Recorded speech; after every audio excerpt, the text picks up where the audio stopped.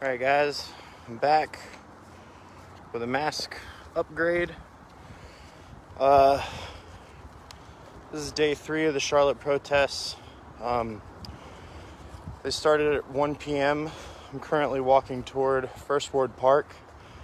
A couple of people sent me pictures. Seemed like there were thousands gathered, so I'm walking down there now. We'll kind of see what happens as it goes. Right now there are some officers at the UNC Charlotte Uptown campus kind of blocking the roadway from cars getting through just to keep people safe. Of course they're probably ready to mobilize if they need to, but I assume it's peaceful. I can hear music in the distance. This is one of 2 gatherings that were scheduled for today. The other one being at Romare Bearden Park at the same time. I'm not going down that way. And there's a chance that the 2 of them have been put together. So we're gonna go check it out. Yeah, I'm wearing 2 pairs of socks on each foot this time. The blisters are rough, but got a lot of energy. Got a lot of stuff to show you.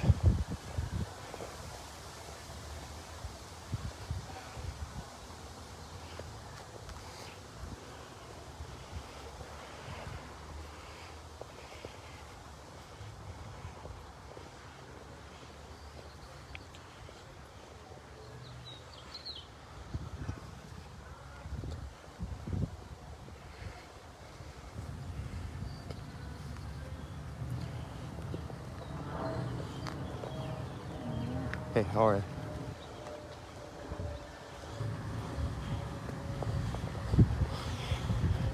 Holy shit. Oh yeah. You still can't see it yet, but there are thousands of people gathered here. This protest is organized by local organizers. If you were watching last night, you know that things got really bad, really quick, and lasted for hours. Kind of a look at this.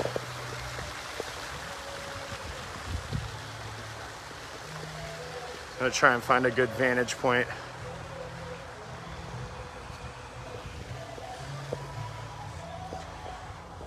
But the organizers asked that people here wear white.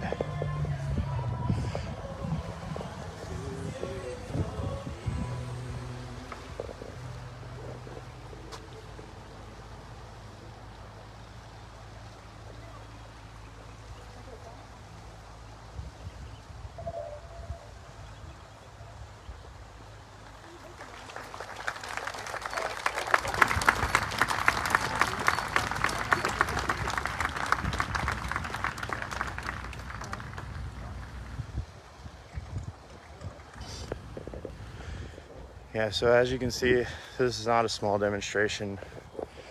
For the past 2 days, there have been about 100 people that show up at the beginning of these.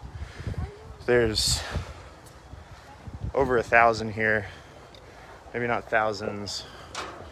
They're now beginning to march. It seems like they're gathering to get ready.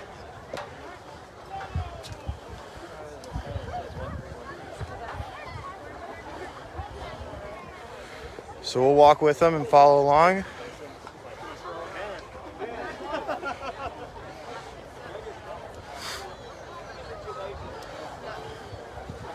Yeah, this mask is cool, but it's terrible, so I'm gonna switch it out.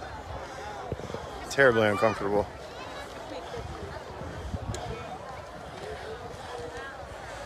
Yeah,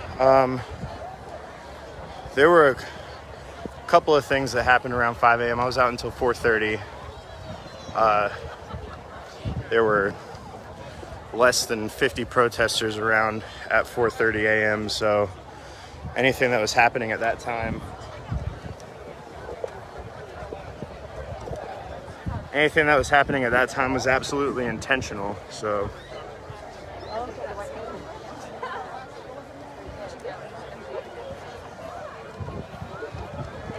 I'm gonna go get up in front of the crowd, kind of get a view looking back.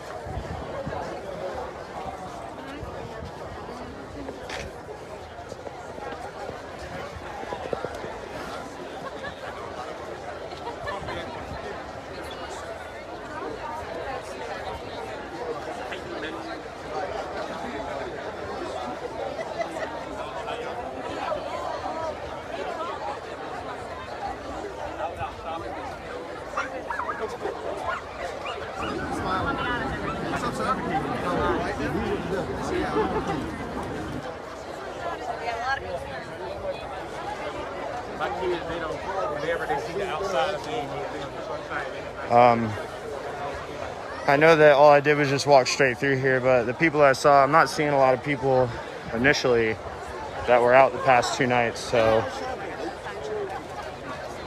I'm assuming the turnout is in response to what happened on Friday and Saturday night. So we're starting to move. I'm gonna go get in front of the crowd and kind of see what's going on from up there. Sorry, excuse me. Sorry, excuse me. Sorry, excuse me. Sorry, excuse me.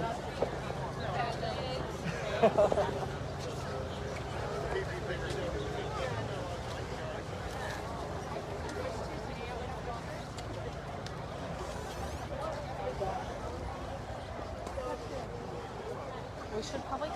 Right, yeah. I'm just gonna...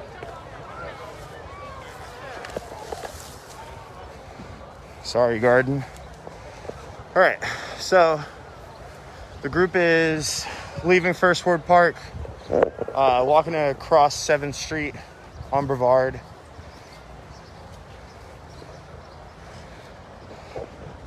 Yes, this event was organized by locals, whereas the other 2 events were in question about who they were organized by. Yesterday's protest started as a White Allies rally, was organized by locals. Then it kind of just turned into whatever it wanted to. But right now they are crossing 7th Street, going down Brevard Street. We were a little late getting out here, so I don't know what the route is, but we're gonna walk with them. The only officers that I saw, well, never mind. There are some bike officers coming this way.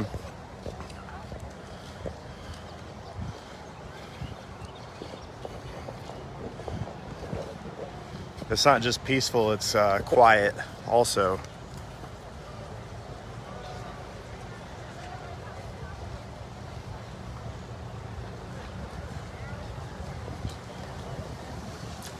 I'm sorry, I don't live in High Point, so you guys can follow Triad City Beat if you want to know what's going on in Greensboro, Winston-Salem, and High Point.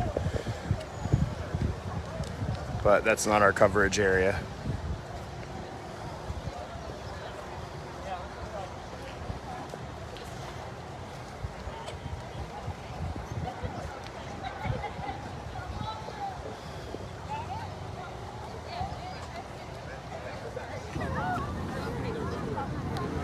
So as you know, yesterday the mayor declared a state of emergency in the city. That gives them the opportunity to mobilize the National Guard that is already in Charlotte due to the coronavirus. But they can request a response from them if they feel that it's necessary.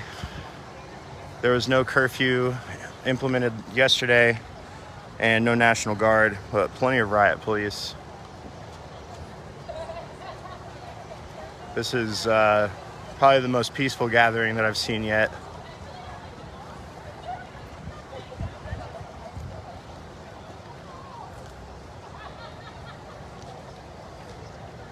It's gonna take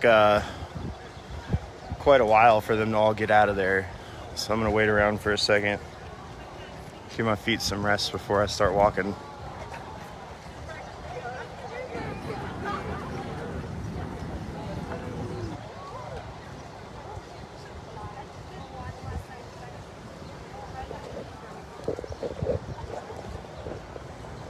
All right, we're gonna follow along with them, kind of find out where the route's going.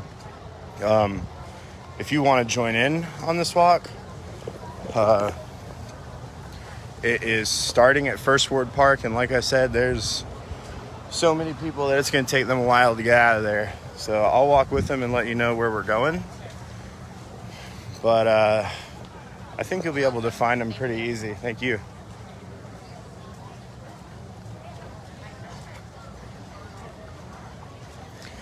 Now, as you saw yesterday, the protest started out as peaceful as could be. Sun went down, that flopped. It was so dangerous to the point where me and my team decided to leave once gunshots were fired in the crowd.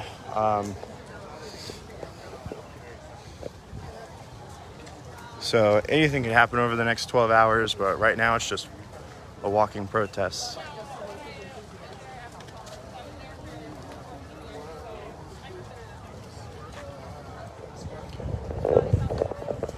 Yeah. Yesterday the march was of about 200 people, and sometimes the group would get separated. Fast walkers, slow walkers. Nobody's gonna get separated from this group. It is gigantic.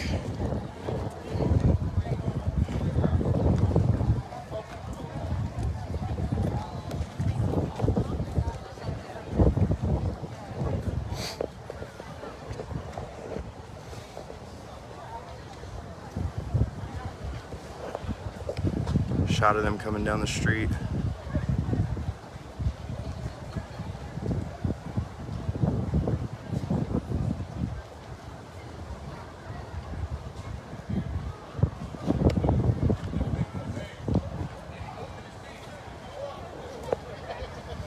Now, I told you after about 6 hours of walking yesterday, when we ended up at Romare Bearden Park for essentially a community discussion, they formed a circle and just had a conversation, that it was beautiful.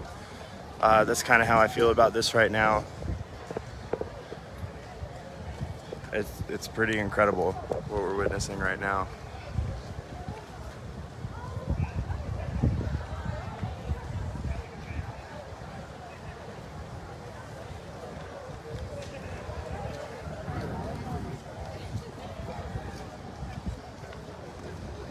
The only chanting that I hear is up at the very front of the line. This is a visually marching protest. Yeah, there's over 1,000 people in attendance here. I know you probably can't rewind because we're live right now, but I got some shots at the beginning. My partner's gonna be super mad because I didn't get any pictures before I started filming, and that's my bad. Ryan, if you're watching this, you're probably not because you're busy. But I'm sure somebody watching, if they've got some pictures, maybe they'd be willing to send it to us and credit them when we use them.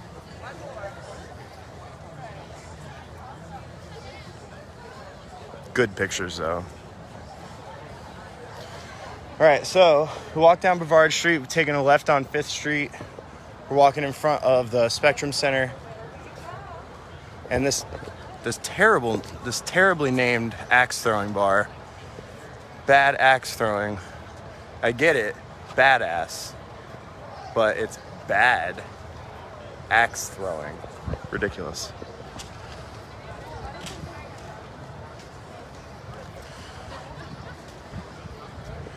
The thing about the National Guard is the National Guard's been in Charlotte for over a month, responding to assist with resources for the coronavirus.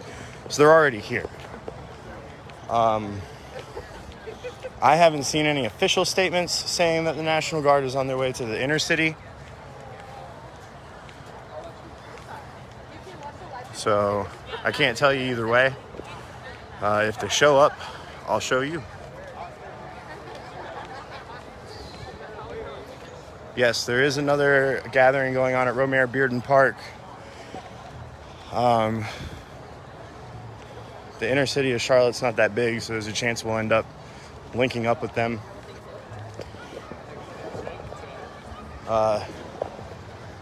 It's a huge crowd, as you can see. Absolutely huge. I'm gonna try and work my way up to the front.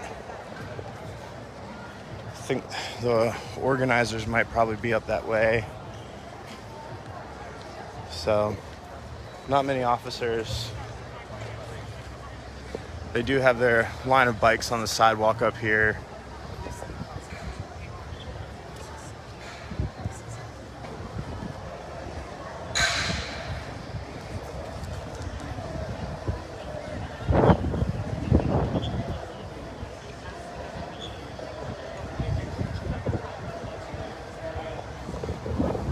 Slow as a turtle.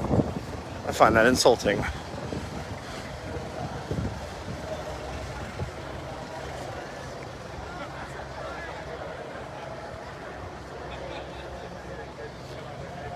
So, just a small line of officers on either side of the street. Probably just protocol. Just like we saw yesterday as they rode with the crowd that walked.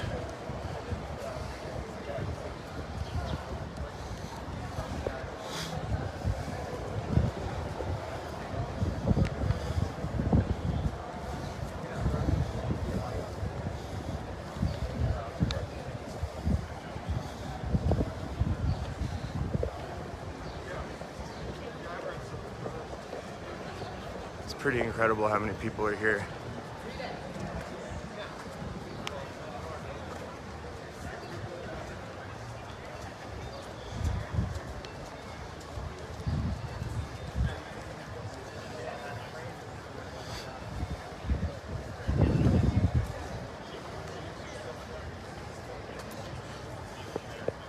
So, day 3 of the protests in Charlotte for justice for George Floyd. We've seen almost immediate outright violence. We've seen a days-long peaceful protest that turned into what some have considered to call a riot, to now this, with over 1,000 people in attendance, peacefully walking throughout the streets of the city.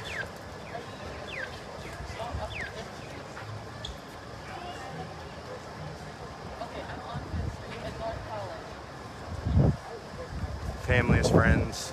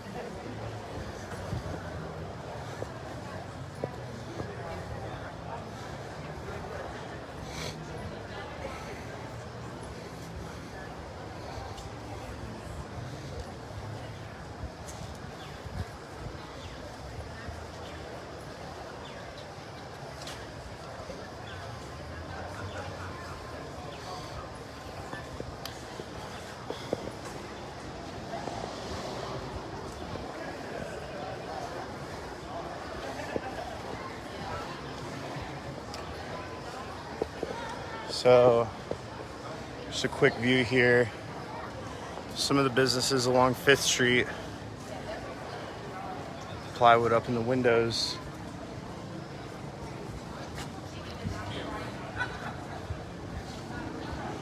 As you saw last night, there were a few instigators in the crowd. I don't know if I want to call them instigators. I think I want to call them just fucking assholes.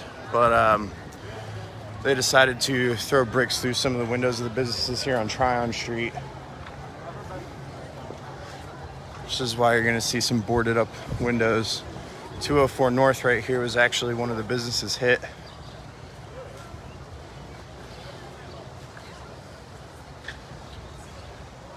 So this was done by that guy in the green shirt.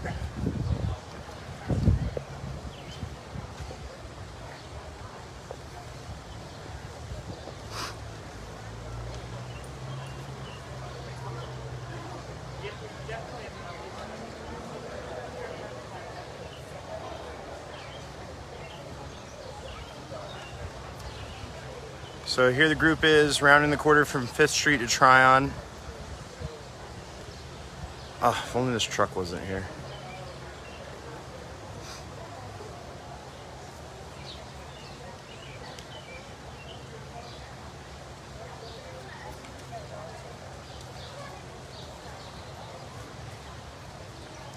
It's a long line.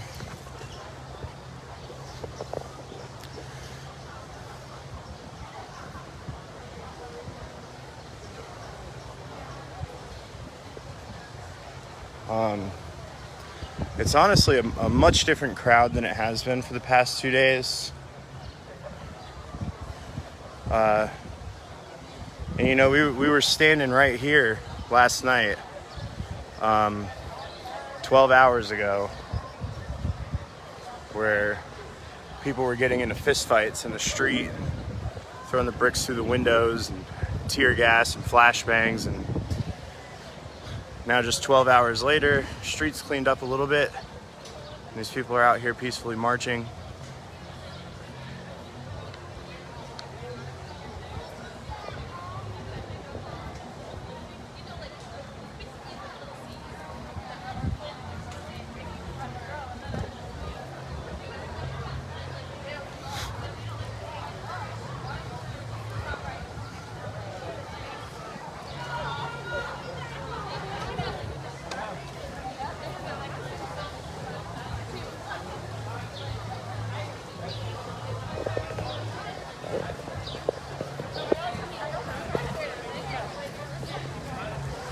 All right, so this is kind of gonna be, yeah, Keith, I'm exhausted. I slept for a couple hours, I'm fine. So it looks like this is kind of just gonna be the scene for a little while. It's a very quiet protest. People are just having their own conversations throughout the group.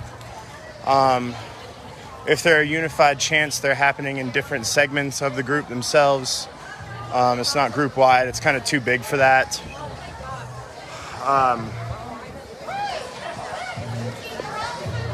You know, nobody seems upset. The police aren't bothering with anybody.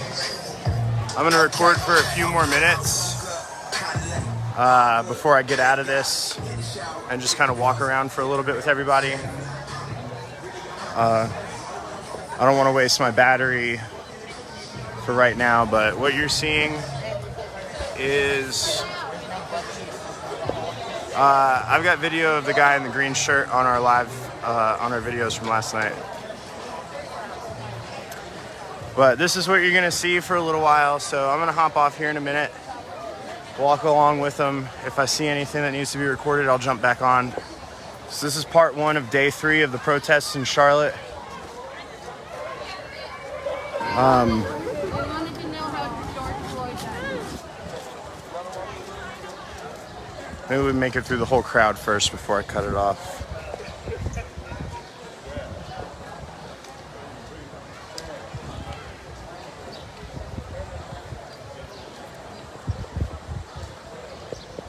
Yeah, CMPD put out a statement about an hour ago naming all of the individuals that were arrested in last night's protests. The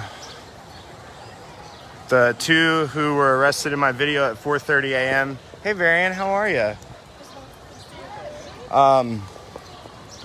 The 2 that were arrested in my video at around 4:30, they were named in that list. I didn't go through the list, but there are 30 people arrested in the protests last night. Most of them for failure to disperse or carrying a concealed weapon. CMPD said that they recovered like 6 or 7 handguns and rifles in arrests that were made last night.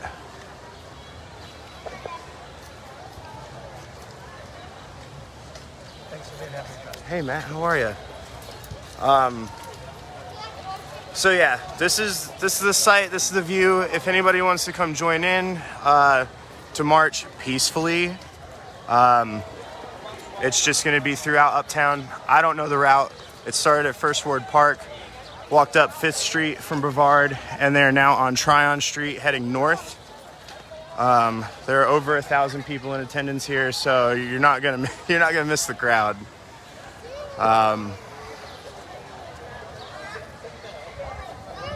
Yeah. It's pretty wonderful, actually, to see pretty much the polar opposite from 12 hours ago to right now. Not even 12 hours ago. Like I said, we were out here at 4:30. It's only 2 o'clock right now. You know, at around 1:15 a.m. was when we decided to leave because of the gunshots that went off in the crowd. Now everybody's here marching together peacefully.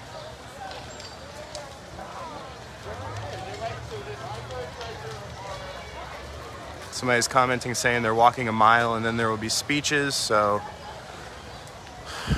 I'm gonna cut around and get in front of them for when that happens. Does anybody know the time frame on this?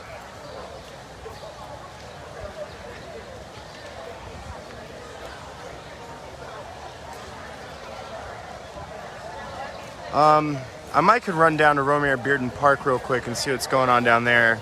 If anybody watching this has a view of Romare Bearden Park like you did yesterday, if you could shoot me a picture so I can see what the situation looks like over there. Because I know that there were 2 different protests scheduled for today, this one and that one.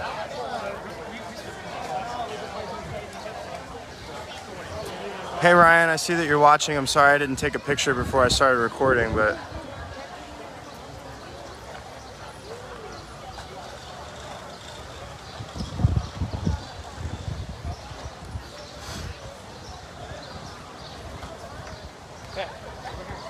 I'm gonna round the corner and kind of see where the tail end of this group is.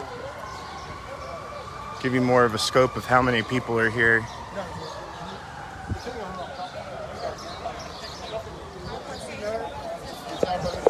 What's up, man? How are you? Oh, okay. Yeah. I'm gonna up my number. I'm gonna double it. 2,000. Line keeps coming, just keeps on going.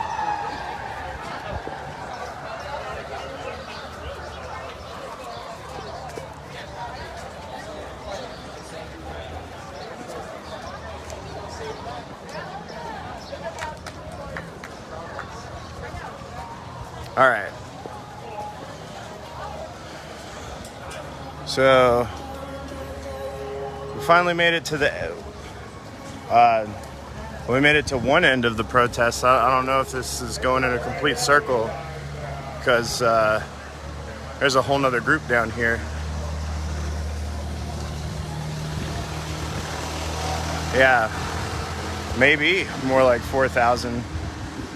I don't know if the line was so long that they were able to make this entire circle that quick, but there's another group down here, so we'll go check it out.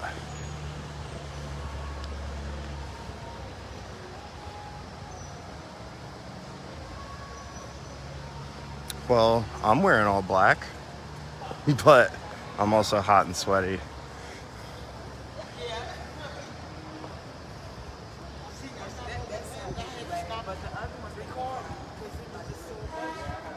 So as you saw, those officers on the bike, oh, they're gone.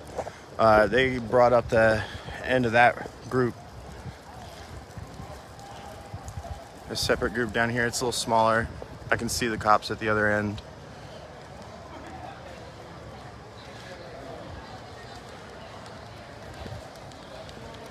But like I said, totally peaceful. Even a quiet protest, not even gathered chants. Hey, hey, hey.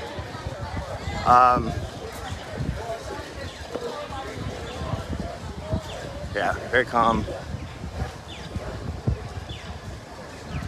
Many community members out here I can see the front of the line over there, walking down 7th Street back toward First Ward Park. This looks like they're walking in a circle. We just passed by Larkin Eagleson, one of our city council members. If you were watching on the first night, then you know that Braxton Winston, our city council member at large, was arrested during the protests on Beatty's Ford Road. Was released the next morning. He was there with his children to begin with. But I was told that he brought his children home before coming back out, try and keep the peace between protesters and police before he was arrested for failure to disperse. No, I've got 3 fully charged chargers. I've got 5 bottles of water in my backpack. I could use a cloud to stand on if I didn't have to walk anymore. That'd be great.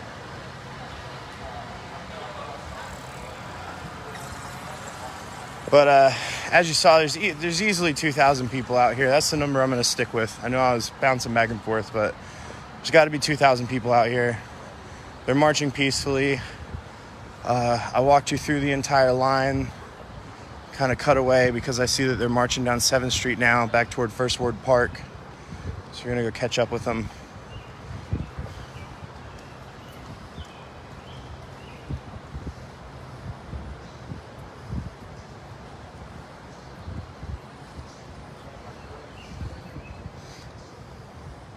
So, if you're just tuning in, that's why there's nothing going on right now. Today's event, called It Ends Now, started at First Ward Park with roughly like 2,000 people in attendance. They marched down Brevard Street that way, up 5th Street to Tryon. Now they're going east on 7th, back toward First Ward Park.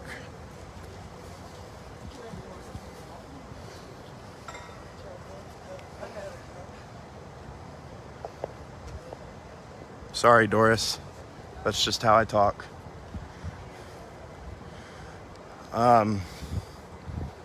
Words are only words.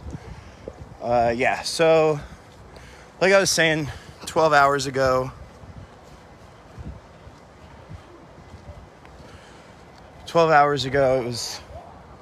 there was unrest here. You know, we got chased through Spirit Square. We got chased down through here by riot police, bicycle officers, shooting pepper balls, tear gas, flashbangs. Protesters in the crowd were throwing fireworks back at the officers. Some of them were injured. Windows were broken, gunshots were fired. It was mayhem. And now 12 hours later, we have a 2,000-person peaceful protest walk through the streets. In my personal opinion, I'm thanking God that they're not going as far as they did yesterday. Oh yeah, I'm gonna pin some donation information if anybody wants to donate to Queen City Nerve, so give me a second.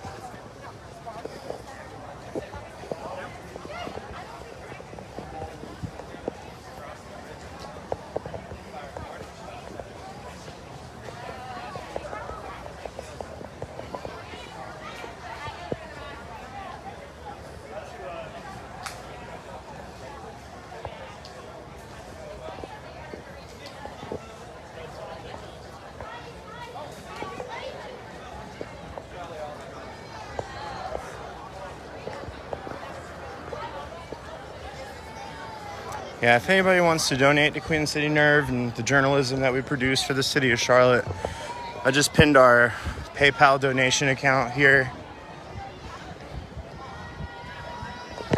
All right. So they're kind of convening now in the street out in front of First Ward Park, in front of 7th Street Public Market. There are so many people out here. It's very peaceful. Families, children.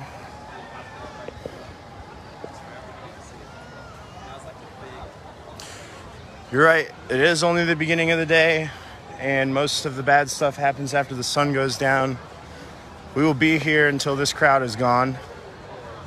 Oh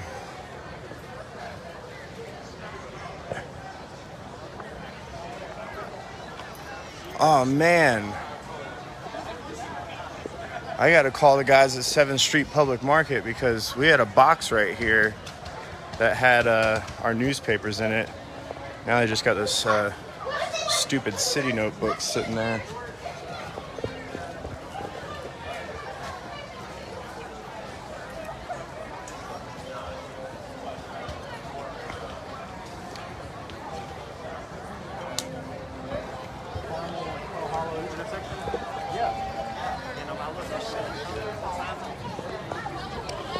So, like I was saying, it's about 2,000 people out here. They marched from Brevard to 5th Street, 5th to Tryon, Tryon to 7th, 7th to 1st Ward.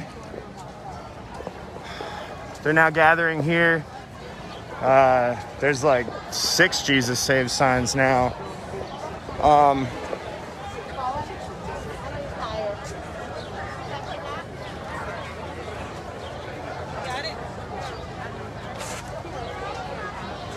No, I'm not going to put my Venmo up again because, you know, as nice as it is for you guys to want to support me personally, my job is to support my paper. So if you want to donate to journalism in Charlotte, that's our PayPal account. When do we want it? Now! What do we want? Justice! When do we want it? Now! What do we want? Justice! When do we want it? Now!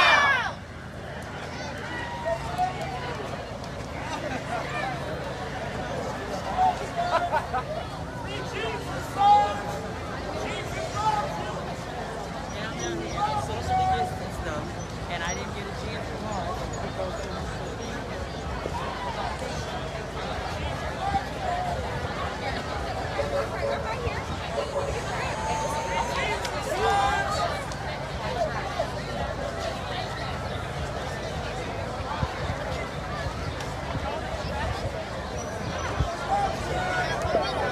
So the police are gonna block off the protest for a second to let the light rail through because Katz has a schedule to keep. So nobody's upset. Nobody's yelling at the officers that are in front of them like you saw yesterday.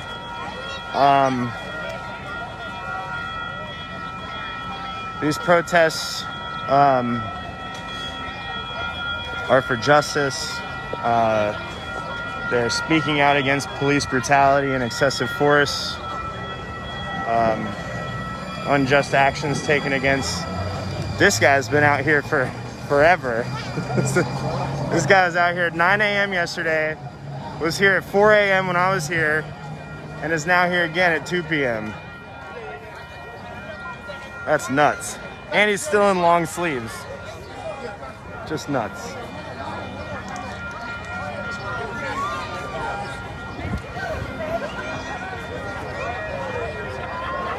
So, as you can see, it's still peaceful.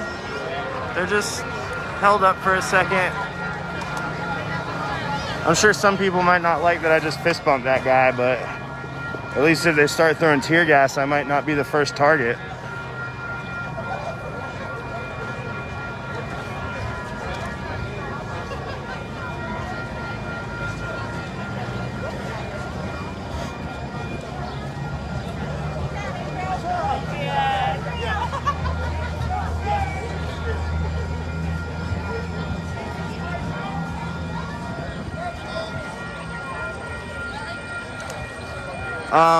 I assume everybody's wearing white shirts because I agree with what somebody said in the comments here. It's hot, so the lighter the color, the safer you are. There's 2,000 people out here, so let alone regular heat, you got body heat that you're sharing. I assume they didn't want anybody to pass out. I don't know if there's any specific reason outside of that they'd be wearing white. But I mean, you just saw how many people are still up at the park and how many people are still walking toward the park. It's a huge huge event, huge gathering.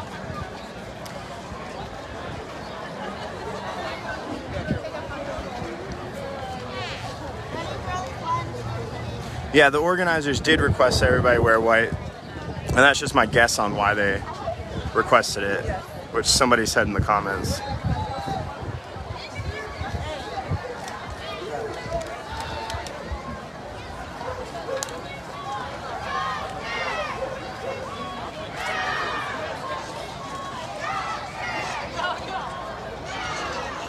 Got our state senator, Jeff Jackson, out here. How are you?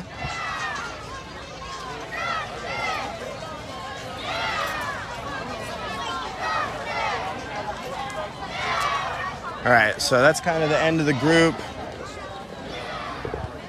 So we'll walk up into the park and just see what they got going on.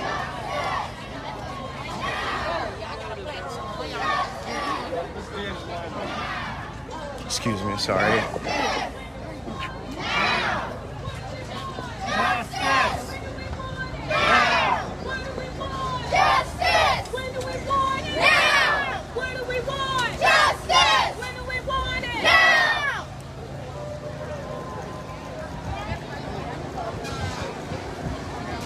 See, very peaceful.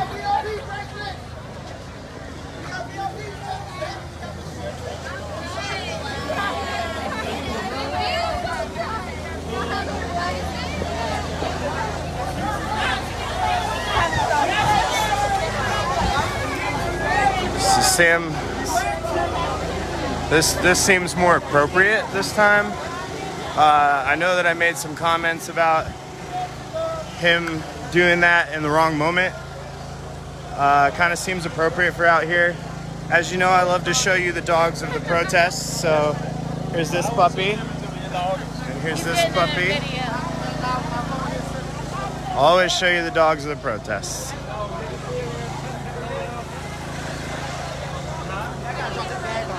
So we're back at First Ward Park. It took about a 30-minute walk-ish, maybe. The line's still working its way back up here. But there are thousands of people out this way.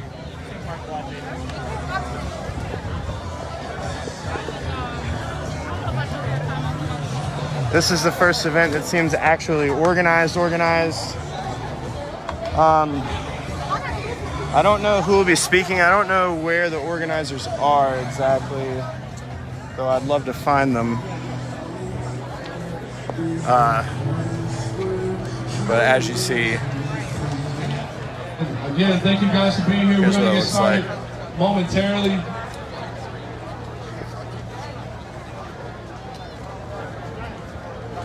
Okay. Once I get a signal from our marshals that everyone is back and safe, we're going to get started. We won't keep you much longer.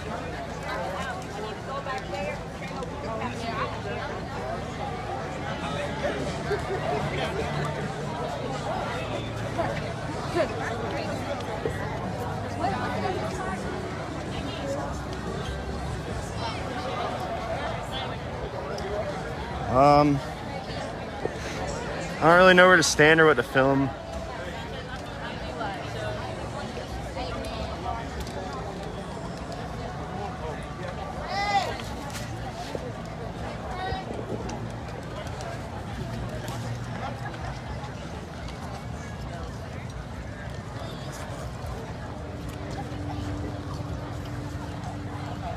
Yeah, Jeff Jackson's the man.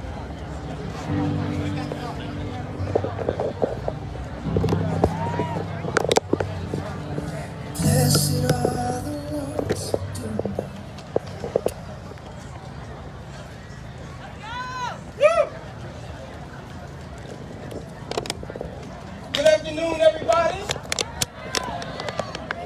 Let's give the Lord a hand clap of praise. I said, let's give the Lord a hand clap of praise. Come on, God, rain down from heaven. Let's give the Lord a hand clap of praise. Come on, 30 seconds. 30 seconds of praise. Come on, 25 seconds of praise. Come on, let's do it.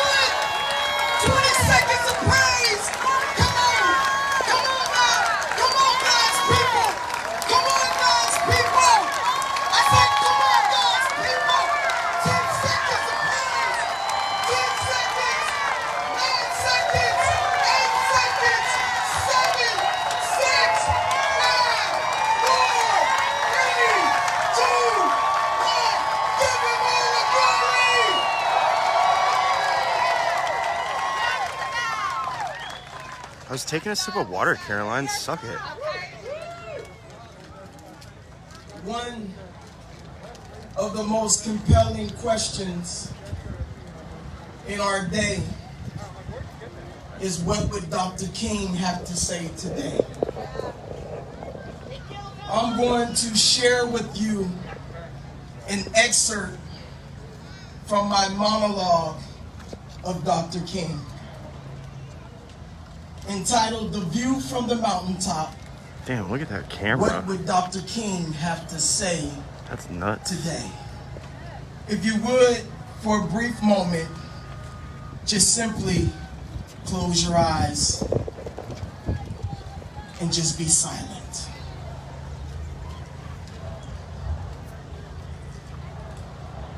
In a recent interview with the local television network back in Atlanta, I was asked the question, when you think about America, what comes to mind? I paused for a moment, looked the interviewer in the face. I looked into the camera and said, love. The interviewer, astonished, commented, I was not expecting you to say that. I followed my remarks by asserting, love is justice finish line. Love is the period at the end of the sentence of peace. Love is the cutting of the ribbon. Joy's first lady, the bride's groom, and freedom's starting line. Love is caring for the homeless and those less fortunate. Love is feeding the hungry. Love is obedience over sacrifice. Love not only takes life numerous bumps and blows, love kisses the hand of oppression and says no more. Love not only gives us the power and courage to remove the bandages of abuse, love neutralizes the weapons of hate. Love is the view on the mountaintop. Only love can see despair. Only love can see brokenness. Only love can see hunger. Only love can see homelessness. Only love understands addiction. Only love understands hurt. Only love understands pain and suffering. I was walking through an airport and a reporter noticed who I was and said, Dr. King, may I have a brief moment of your time? I answered, There's way more "Sure." people than yesterday. Although I was trying to press towards my gate, I was willing to help the eager young reporter. The next thing that happened took me by surprise. The reporter asked me one question that I had never been asked before. He said, Dr. King, if your life was abruptly interrupted, how would you like to be remembered? With some hesitation, I responded, my life is my message. If you know my message, then you have remembered me. I've tried for more than 50 years to live a life with dignity and respect, but I know that my days are numbered. When my time comes, I don't want a long eulogy. Whoever tends to my eulogy, whoever attends my funeral, tell them not to mention what schools I attended. Tell them not to mention the awards I received. All I want them to say is that I tried to feed the hungry. I tried to clothe those who were naked. Tell the people I tried to live right. Tell the people on that day that I visited those who were sick and shut in. I sat down with those who were in prison. Say that I fought for peace and I fought for justice.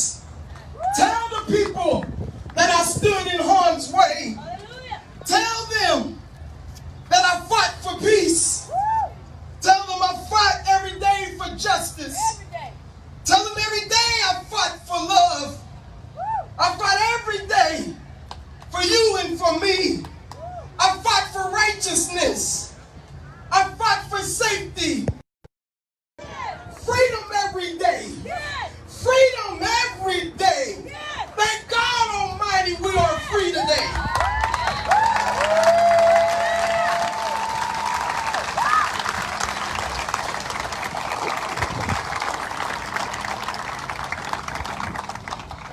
Thank you. I told him not to do that because I can't follow that. That is amazing. Can we give him another hand, please? Can we do that? Not just because of who he is, but because of who he is and what he said. Because these words are more than words. So I'm Naeem Fazal. I'm a Pakistani immigrant, and I lead a church called Mosaic Church. Yes. If you're wondering where these overall shirts came from, we donated a couple of shirts. And I gotta tell you, when Sanchez started talking to me about this possibility of this, and it was only Thursday, I thought, okay, I can help out. But if some of you guys are thinking, I was thinking the same thing. What am I gonna be doing here? This isn't my vote. Because that's what I was thinking. Because I'm not black, I don't know if you've noticed. I'm not black, I'm not white either. I'll go back to it. I'm not even Hispanic. Sorry. Well, my Pakistanis.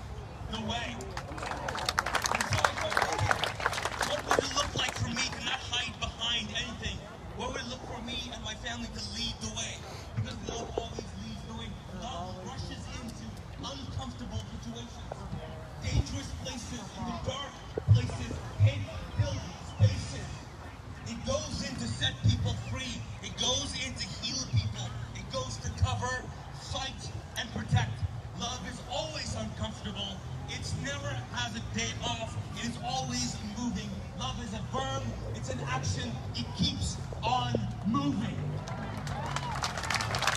Love does not.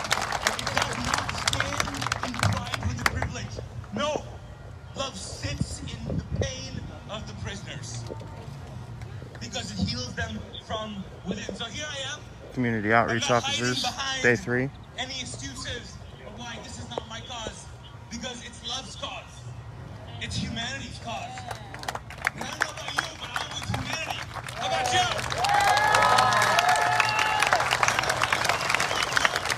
So there's still about 2,000 people total in attendance at First Ward Park for a gathering called It Ends Now. It's going until 3 p.m. There's another one going on at Romare Bearden Park. The community outreach officers are here again, as they have been for the past 3 days. This is just a peaceful gathering.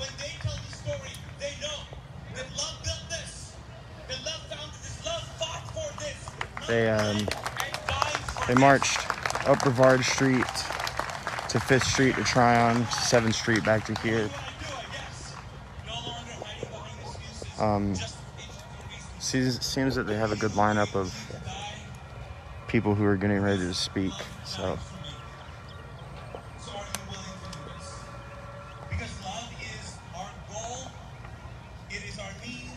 I'll get back up there. Scriptures tell us this in Corinthians. It says, 1 Corinthians, love never takes failure as defeat. It never gives up.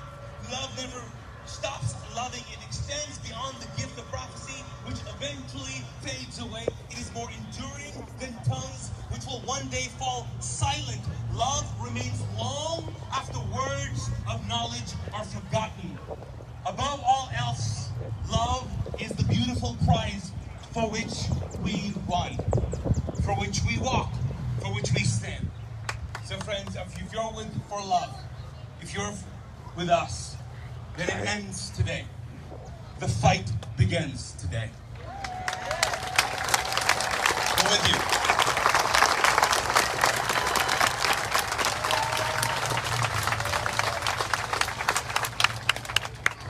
Sorry. Yeah, I'm gonna sneak back up to the front so I can film the speakers. First of all, I just want to acknowledge that while this was put together by a community of faith in Jesus Christ, that there are many of you here who do not subscribe to the teachings and life of Christ, and yet you are here. And I want you to know as well that part of the gospel that we believe, that we cherish, that got us up here today is that whether or not you accept Jesus Christ as your Lord and Savior, you are part of the human family. And you always have a place amongst us to protect and defend anyone else who is also a human being.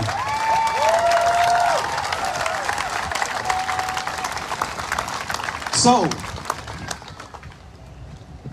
many years ago, 2015, I was at a conference in Boston. And there was this guy named Mark Charles. Maybe you've heard of him. And he quoted an Aboriginal leader from Canada named George Floyd. And this is what the quote said. It said, "Where common memory is lacking, where people do not share in the same past, there can be no real community. Where community is to be formed, common memory must be created." Today, as already been mentioned, on the Christian calendar, we celebrate Pentecost. We celebrate the day that the Holy Spirit poured out on the believers, and many people from various different tribes, nations, cultures, all came together due to Christ. And oftentimes growing up in church, we would just read straight to Acts 2:42, right? Where they had everything in common. But here's the thing that's often missed. These were folks that made up different nations and tribes because no Gentile called themselves a Gentile. That was technically a slur that Israelites had given their neighbors that they did not know, that they saw as enemies at that time. But they had to put all that aside, and they had to reckon with their past so that they could take the different memories that they had from all the centuries of division and conflict and create a new common memory so that they could have community. And today, in America, we have differing memories.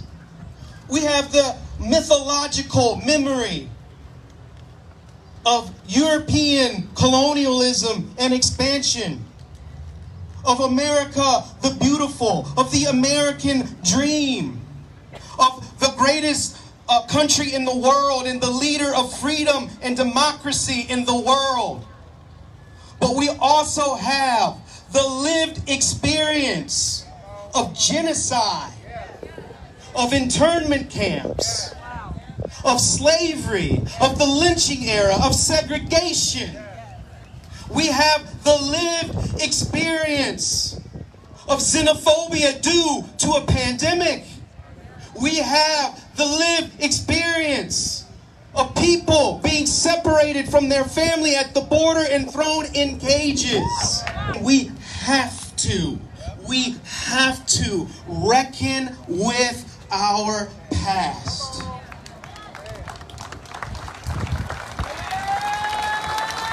If we want real community, if we really want to be reconciled to one another, right? Because here, even in Charlotte, we have the memory of banks and breweries and coffee shops and country clubs and golf clubs. And hey, look, I like doing those things. I suck at golf, but I still go. Right? But we also have the lived experience of Mary there. That building beyond the parking lot, that red church. That red church was started in 1866 when a woman by the name of Kathleen Hayes, a former slave, said to the other 30 or so former slaves, let's go and start a new church. Because after they had gotten their freedom due to the Emancipation Proclamation, the first Presbyterian church in Charlotte said, y'all still got to stay up in the gallery. You are not to worship down with us. You stay in your space. And so in 1866, that building, that community was formed. And they called it the First United Presbyterian Church of Charlotte. How many of us know the memory of our own city that we call home? I don't say that to call out the current congregants of First Presbyterian Church in Charlotte. I say that as an example of how we all must reckon with our memory. And here's the thing it's going to require. To my friends deemed white, for you to enter into the trauma of the lived experience of those who are historically oppressed, understand for you to truly do that, it is going to be a traumatic experience. If it wasn't, you would not be here. If it wasn't for the trauma of seeing what you see, you would not be here. I'm not no rebellious. Right. I'm not that. Okay. I don't ride. Right. I don't give a fuck about none of that dumbass shit. Okay. I'm peace. Right. Gospel. Right. That's who I am. Yeah. I'm the Almighty God. Listen, but we're with you, man. We're here. People of color, the historically oppressed, our culture comes straight everybody's feeling. We're trying to solve that. Our we gotta come legacy together to do it, man. We have to. Through trauma. We have to. Like I said, you have inner city all around here. New York, I know we don't Detroit. like to hear this, we're coming here today because but by we gotta God's make God grace, first. we continue to pour out extra measure I have a of meeting with the grace. police after this. I promise you, tomorrow we're gonna meet the May city we officials continue and the to police, be and the police force about long-suffering in sustainable our change. patience, We're but not may just we screaming with also be microphones. wise and discerning on who is really here because they truly want community. If we are to be reconciled to one another, You know who I am? I swear to God, you. Can we come together, fam? Can we come together? We'll get more details about that later. We can start to do The message is all throughout the crowd. It's not, it's not just one thing. I just want you to know about the story. You hear me? This ain't talk. We don't care. I'm showing you love. Words aren't real. It doesn't mean it. And we're for you. We just want you to know that we're here for you. People that look like you. People that look like us. We gotta do it in a way that they look like you. Because guess what? It's really us.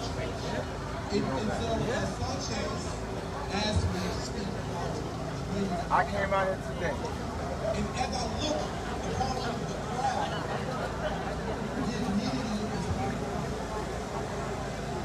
the community is here. Yeah, bro. Bro, that's what we're next to. I know I'm tired. Are you hanging around? I'm tired. Can you say just wait for us to talk in more detail about what we're going to do next? I got you. My man. What's your name? Mauricio. My man. Can I ask you real quick? You said you have a meeting with the cops after this. Are you guys doing that in public or private? No, private. Because they want us to come. They want us to come back and to make sure that nothing violent is going on. Oh yeah, sure. Yeah. That's what that looks like. Thank you. I was gonna see if I could live stream their conversation with the police, but it seems like they're gonna have it in private. I'll hook back up with them and talk to them again later, kind of see what group they're with. It sounded like he said that they're gonna work with the officers to make sure that nothing violent happens this evening. We'll be out here until late in the night, making sure. You cannot live a life of colorblindness. Well, hey, man, day 3. You cannot be colorblind. My skin. Let's go live out here. You can't be colorblind because Jesus was color woke. He saw us. He saw every single last person in front of him, and he embraced it.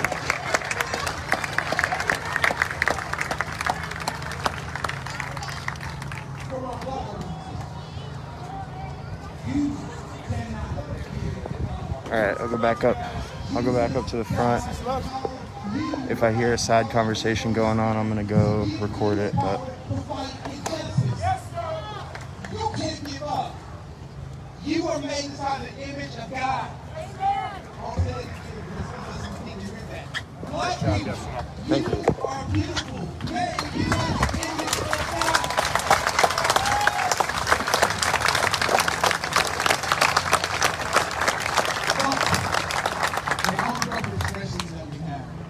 Sorry, excuse me. We all are broken. Sorry. In our fight for justice, in our fight for love, we all have broken expressions of that. And if you don't embrace that broken expression, you are a key to the problem. You are the key to the problem. So how do we become a community that's unified? Justice starts at home. For the black people, teach your kids more than just blackness. We gotta teach a theology of the people of God. Everyone has brokenness, but we just see white people's brokenness a little bit more explicitly. But there's beauty to white people, and there's beauty to black people. For the white folks, you have a broken past that you must look at and stare at.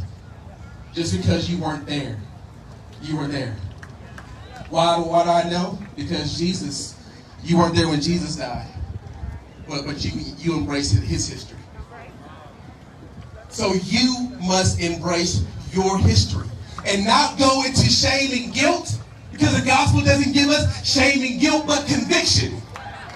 Conviction from the scriptures to do something. So I'm going to end here. John 17:21. He says, Jesus was praying before he was going to get crucified. He prayed inside the garden. He says, Father, may they be one, as you and I are one, so that the world would know me. Y'all, the reason why the church in America is falling is because we're living in a state of disunity. The reason why the world has not heard about King Jesus, because we are laying apathetic to the cause of Christ. He called us to be one body, one people. If an arm is broken, why don't we fix it? And so, church, that's all that I had to say for you, and may King Jesus live on. Amen.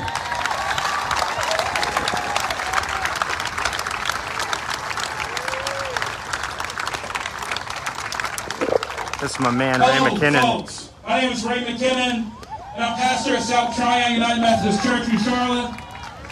And I just have one thing to say, friends. I'm supposed to talk about hope, but I have to make all of you white folks here a little uncomfortable, because to my liking, you've been too comfortable today. So hear these words from Dr. King, letter from a Birmingham jail to the white moderate. First, he says, I must confess that over the last few years, I have been gravely disappointed with the white moderate.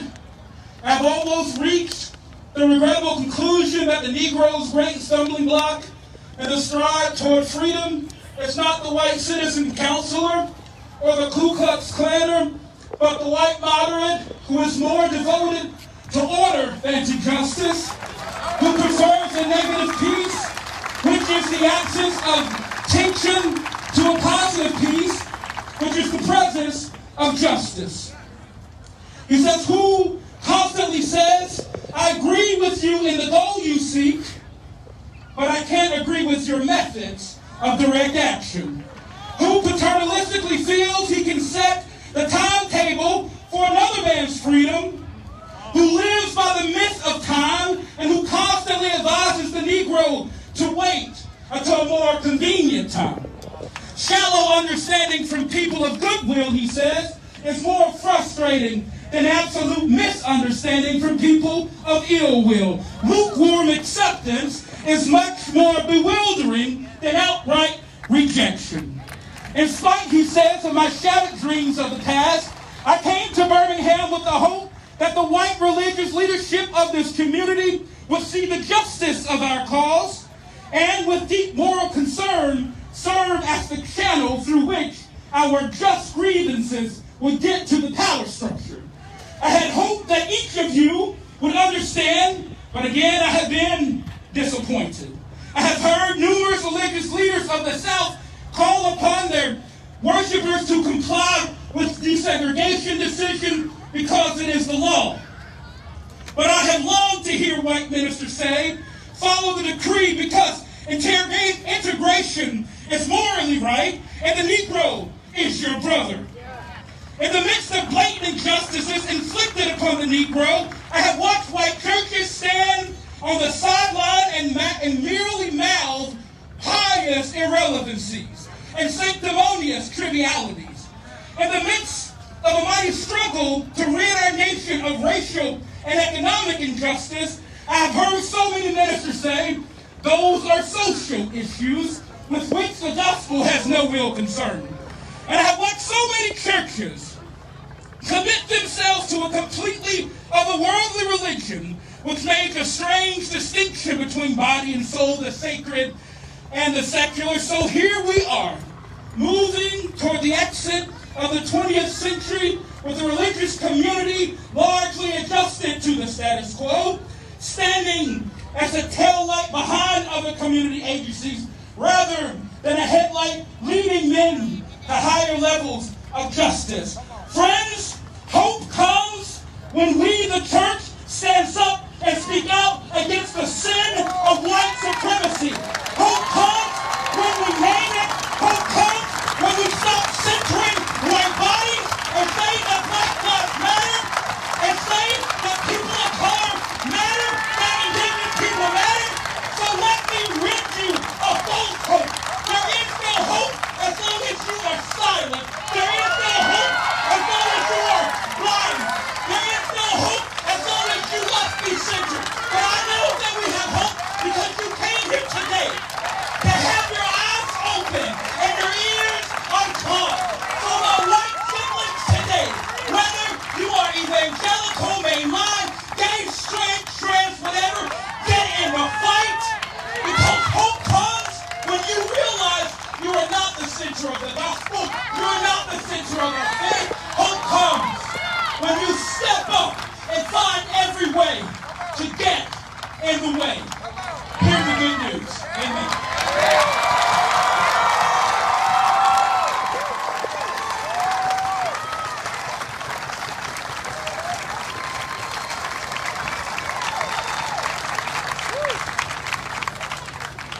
So number one, it's going to be very difficult to follow that.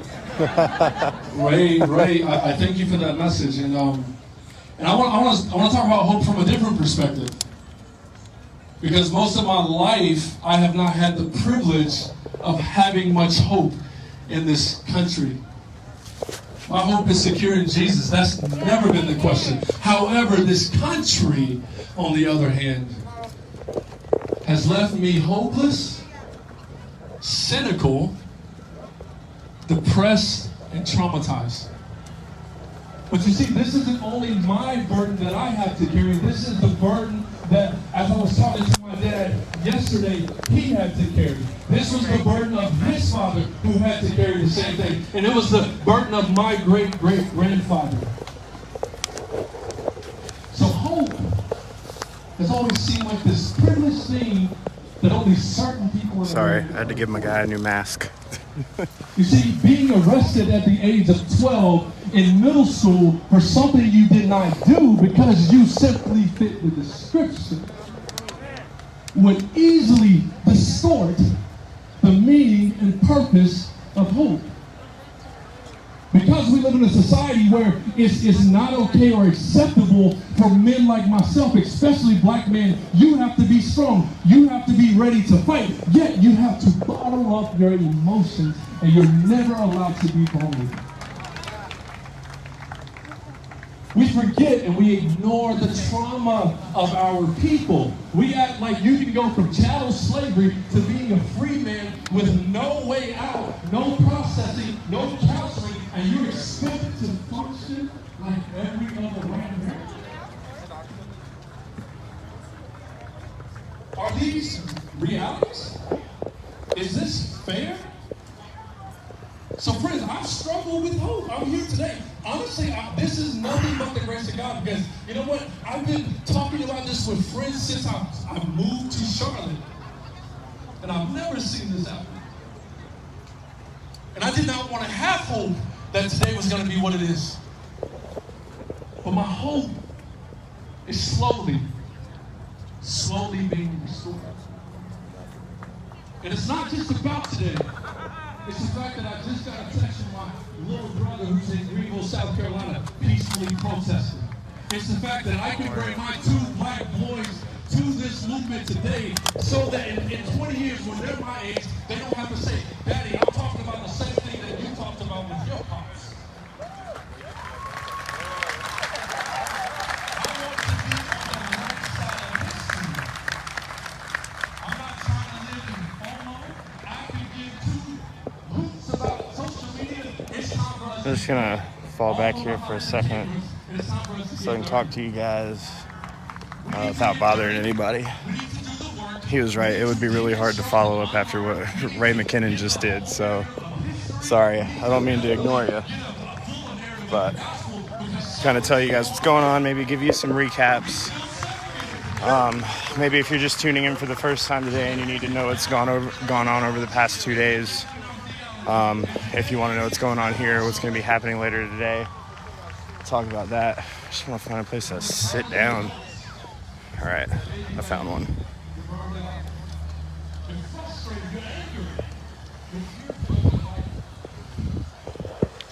Found me a bench, so I'm just going to chat.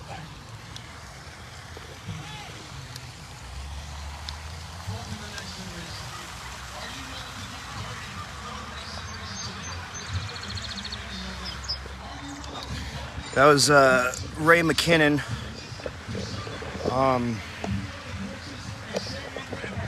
Me and Ryan have a lot of respect for that guy. I don't know exactly off the top of my head where he preaches at, but you can look him up on Facebook. It's just Ray Shawn, SHAWN, McKinnon, McKinnon. Also a former county commissioner. He's a good guy, good man. So here's kind of what's been going on today. This protest was organized. You can call it a protest.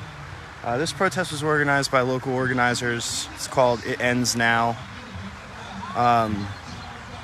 About 2,000 people had met up at First Ward Park, dressed in white, requested by the organizers. They marched peacefully and quietly. It is a lot of people that kind of organized chants. If there were chants, they were through different parts of the group. South Tryon Methodist. That sounds right. Rally is a good word, but it's still a protest because of why we're here. There are even still more people showing up, but what they did is they gathered here, about 2,000 people. They marched down Brevard Street, up 5th Street, past the Spectrum Center to Tryon, down Tryon, to 7th Street and back down to First Ward, which is where we've been for the past however long. This is the speech part. They have they're talking. It's supposed to end at 3. But as you saw yesterday, if you were watching, the White Allies rally was supposed to end at 2. And we were out here until 4 o'clock in the morning. So everybody here is peaceful, very peaceful. I don't know if they're going to completely disperse at 3 o'clock. I do know that there's another gathering at Romare Bearden. Some of you are saying on here that they're marching towards South End. I'm gonna pause you for a second. Yeah, hold on one more second. Alright, so my business partner just told me that the march from Romare Bearden is starting about 17 minutes ago, and that it looked pretty solid. So I might have to go check that out here in a minute. This is a beautiful sight, a beautiful experience. It's very peaceful. It's love here. If you want to come join, this is First Ward Park in Charlotte. There is some street parking available on Brevard Street, but you know, that's that. Yesterday the protests went on for about 9 hours completely peacefully. After the sun went down, it got crazy. You can watch my videos from last night. Okay, see what happened? Oh, sorry, I'm so tired. So this is day 3 of the protests in Charlotte. First night, Friday, was on Beatties Ford Road out in front of the Metro Division station of the Charlotte-Mecklenburg Police Department. That one didn't start out violent, but it didn't take long for it to get violent. The violence was definitely started by the protesters. They were kicking the police officers' bikes and ripping the bikes from them, and then they overwhelmed one of the officers in the crowd and dismantled his bike, and it allegedly physically assaulted him, and it went crazy. Flashbangs, tear gas, same as last night. Pepper balls, rubber bullets. We were out there till about 2 a.m. Me and my business partner took a lot of the brunt of some of the munitions that they used. Last night was absolute mayhem in the city of Charlotte. There were so many people here that were out for not a good reason whatsoever. If you were watching, the guy with the green shirt, somebody did message me his Instagram. I'm not going to share it right now. I might share it later after doing some investigating. I just think people like that should be shamed, absolutely publicly shamed. So as long as I can credit it, confirm it, corroborate it, whatever you want to say, as long as I can do that, I'll consider sharing it later. My shins and calves are tight and painful, but I am about to get up and start heading toward the march from Romare Bearden Park. I'm just going to need to confirm which direction they're going. But I'm gonna have to hop off here and do some investigating on where I need to go. Like I said, if you want to join in at this event at First Ward Park, it is at First Ward Park, scheduled to end at 3. Oh, never mind. They're telling people to drive safe. It looks like they're walking away.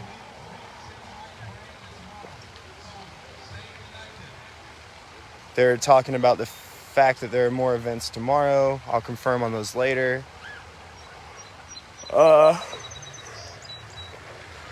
This does not look like an organized group of people leaving, so I assume this is done. So maybe you don't want to come to First Ward Park. So I'm going to hop off here. I'm going to start part 2 in a minute, and I am going to go find out where the Romare Bearden protesters are and hook back up with you then.